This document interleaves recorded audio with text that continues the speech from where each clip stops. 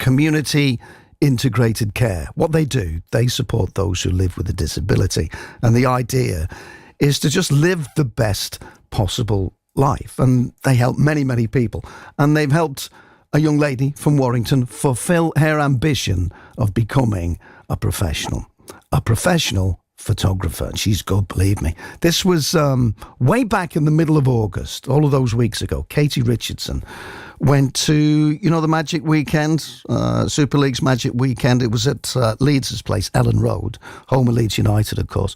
Well, here in the studio to tell us more is Katie, along with Kurtis Marsh, who's the charity's inclusion team as well. He's the leader of that, and I supported Katie for many years. Kurtis, I'll come to you in a moment, but I'm going to talk to the superstar first, if that's all right with you. That's fine. That's all right. Nice to see you. How you doing? Yeah, I'm good, thank you. Yeah, what was your day like? So it was at Ellen Road. So that's the home of Leeds United, but they played the Super League. The Magic Weekend was there as well, wasn't it? Yeah. Go on, tell me what it's like. Start at the beginning. When you got up that morning, how did you feel? Super excited. It was a crazy day. Went down to play at a social club near Ellen Road, about 15 minutes away. Yeah. Played in a festival with lots of different Super League teams, all come together. You played as well? Yeah. Oh, so you play in the women's team? No, playing the Learning Disability Super League team. Oh, you're playing the Disability Super League team. Right, okay. So you went to play and then you went on to... Yeah. Right, okay. That was very cool to do that. Then we went to Ellen Road to take photos of the Wigan St Helens game. That was unbelievable. So you're a Warrington fan, though. You're a Wire fan, aren't you? Yeah. Yeah. So what was it like watching teams that you don't support? For a neutral point of view, I thought it was great. Yeah. It was a good game, and it was cool to take photos of that game because it's the first men's game I'd taken photos of. And you were the official photographer that day as well? Yeah. Wow, okay. Nervous? A little bit, yeah. The atmosphere was immense.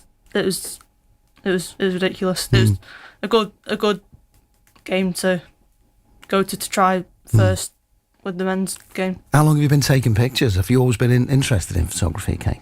No, well, I started with Kurtis in the community creative care team with the photography club, and that led me on to.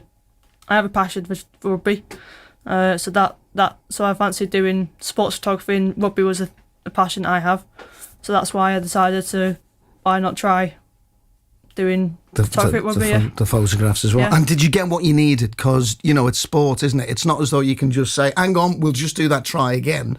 You've got to get it right at that moment. Oh yeah, the action, the game happens in a flash. You have to be ready whenever it happens. So it's times where I get it and it's great, and the pictures turn out well. Sometimes I don't, but it doesn't matter. You just keep trying to get as much as you can.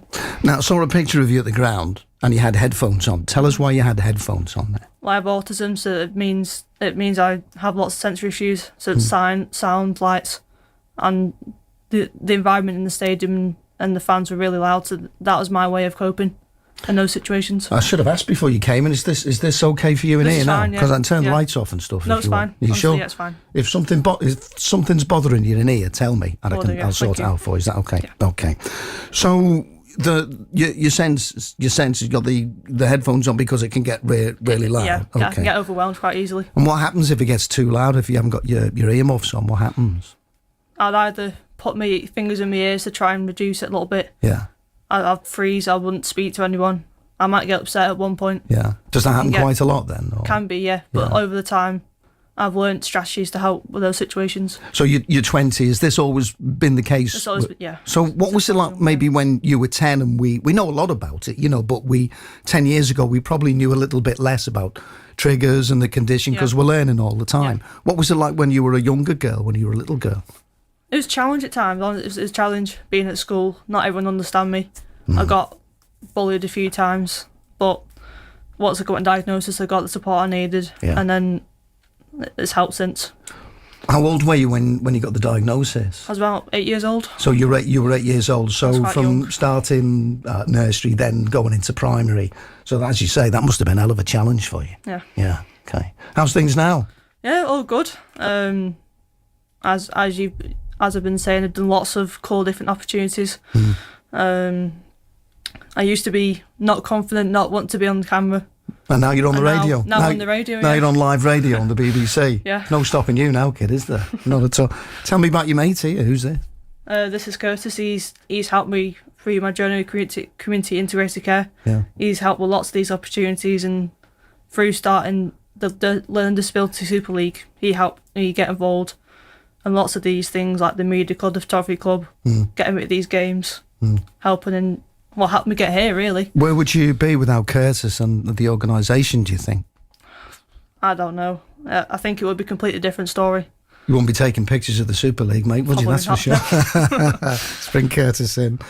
Tell me about Katie. A shining example of what can be achieved when you just say yes to an opportunity, even if it is daunting, and overcome barriers, and through that develop in confidence. I think, she's an example of, if you've got a passion for something, or develop a passion for something, you can go and achieve whatever you want. Living proof here. Yeah. Living proof. Tell me about community integrated care, because there's a friend of mine who messaged me, actually, once I said that we were going to be talking about it, singing the praises of what you do for families, for people and in the community. So he obviously knows, but for those who don't, tell us a little bit more about you and what the organisation does. Yeah, so we're a national social care charity that supports adults with current support needs right up and down the country, deliver around 10 million hours of current support for people, adults with learning disabilities, autism, mental health support needs. And is it physical disabilities as well? Yeah, it can be that people have physical disabilities alongside, and learning disabilities, autism, and what we mentioned. Our key strategy is that we believe that everyone has the right to lead the best life possible, and that's different for everybody. But we know that sadly there aren't, society isn't as open to everybody. There aren't, Society likes to put people in boxes and departments. Well, hang on a minute. Well, you're in a wheelchair. You can't do that. Well, have you asked me? Can I do it? It's that, isn't it? Does it feel that way sometimes, Katie? That people go, oh, you've got autism. Ah, right, okay, and they don't really understand what it means, because the spectrum is so wide. It's not a one size fits all. This is it? No, it's exactly. There's a spectrum, so people can have it quite mildly, like me, and there could be people that have a bit more severe side. It means they need a bit more help, a bit more support and care, and it's just a wide range. That's kind of a big spectrum. It is a massive spectrum, isn't it? Yeah. So what do you do for Katie then? So I work in a charities department called the Partnerships and Communities Department, and we've my journey with Katie started with a programme that we initiated called the Inclusive Volunteering Programme, where we work with sporting events like the Rugby League World Cup, the UEFA Women's Euros, Taekwondo, para swimming events, and Katie's signed up to be a part of those. So my introduction to Katie was this young girl who's, bit low in confidence, I'd say, but willing to give things a try. And I think that was one of the key things with Katie. And she's been, she has been quite humble. She's gone from a person who wouldn't turn a camera on for Zoom calls in that media club that she spoke about, and the photography club that we spoke about, to now being on the main radio stage and being on the radio, and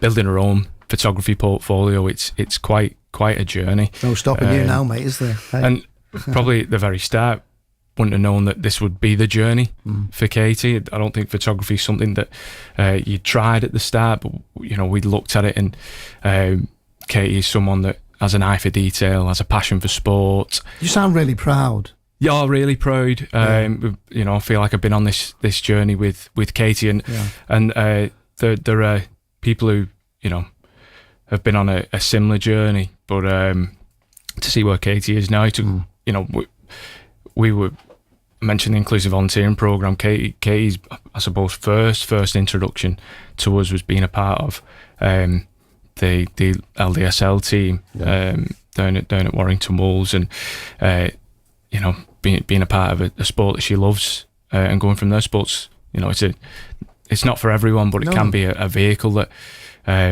you know, can open up opportunities for people. So those who know about you, but for those who may be listening to our conversation and say, I had no idea your organisation exists, you might be able to help me, or you might be able to help a family or a friend, or how do we get in touch?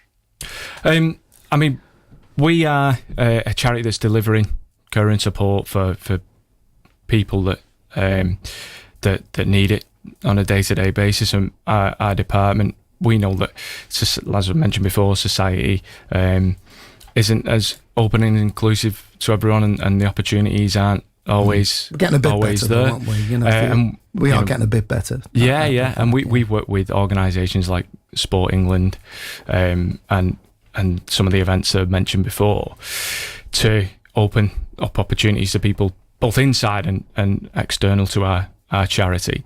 And I'd say, you know, go onto our website, have a look into some of the things that we've done, and it might be that we can support you through care, or it might be that one of our programs can support you. We also have an online platform called the What to Do website. We do it at what-to-do.co.uk, where we run inclusive experiences for people. Okay, I'd say give that a look, and that might be your first introduction to us. I can see you nodding away there, Katie, so you agree with all that. So it's community integrated care. Search that up. Is that your dad out there taking pictures? You all right? Do you want to come in when the next song's on, and you can take as many as you want then, Dad? How proud are you, Dad, of Katie? Look at that big thumbs up there. Look at that. Right, big question. Big game at the weekend, mate. Who's playing? Come on. Warrington Wolves versus St Helens. The Wire against St Helens. All right. Where are Warrington at the moment, Super League? They're up the top end, about fourth. We're third. Third at the moment, okay. Where are Saints? They are, I think, the fourth. I think we're about four points gap. Right, so it's going to be a big game, this, isn't it? Yeah, okay. massive game. I'm going to ask you for a prediction for this game here. Okay. What do you think? I always just say a win to Warrington, but it could either go a really close, tight game, or a really far battering game. Okay. Are you at the Halliwell? Is it? It's at the Halliwell, Joe. At the Halliwell. Yeah. It's a win then, isn't it? I'd hope so, yeah. It's got to be a win. All right. Listen, thanks for coming in. And it's a massive step, that, you know, for somebody who wouldn't even turn the camera on and do FaceTime or Zoom, to coming in on the BBC and telling us about you. So thanks for coming in. Thank you very much. You're very welcome. Kurtis, cheers. Thanks for having us. Anytime, you're always welcome. It's BBC Radio Merseyside. Take a look if it's something that maybe could help you or a family member, or if you're just nosy and you want to have a mooch. Community integrated care, and you'll be able to see what the charity does. It's BBC Radio Merseyside, just turned 10:30.